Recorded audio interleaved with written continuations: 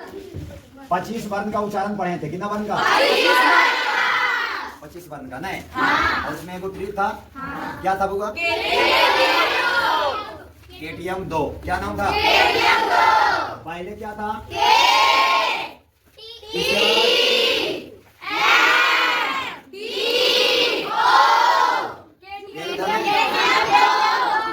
अब बताओ के का मतलब क्या होता है?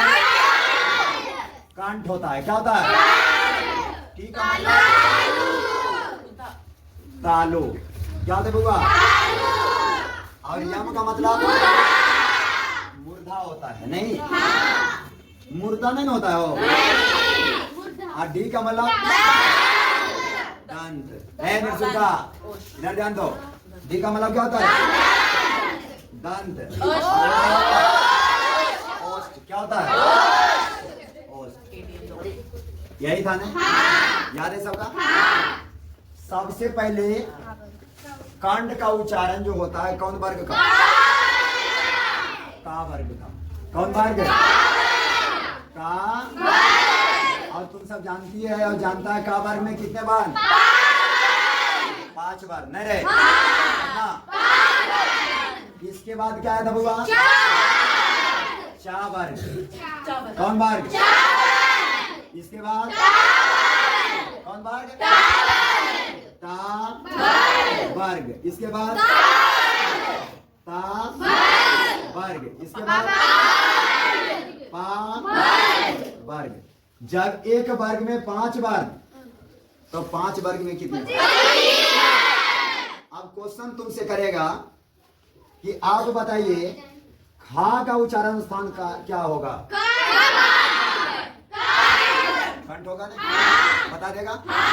अगर पूछ देगा कि टा का उच्चारण स्थान क्या होगा? मुर्दा से होगा कि नहीं? सबको याद है ना? अगला पूछे। अगर आपसे पूछ देगा कि डा का उच्चारण स्थान क्या होगा? कहां से? मुर्दा होगा। अगर आपसे पूछा जाए फा का उच्चारण स्थान क्या होगा? ओष्ठ होगा।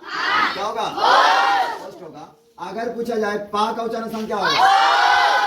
ओष्ठ होगा कि नहीं? चलिए अब इतना याद हो गया। 25 वर्ण में कौनों वर्ण का अगर बात करेगा तो बता दीजिएगा। अच्छा, ये सभी 25 वर्ण जो है ये स्वर वर्ण है कि व्यंजन वर्ण? स्वर वर्ण की व्यंजन वर्ण? व्यंजन वर्ण है। और टोटल व्यंजन वर्ण की संख्या कितना है? और स्वर वर्ण कितना है?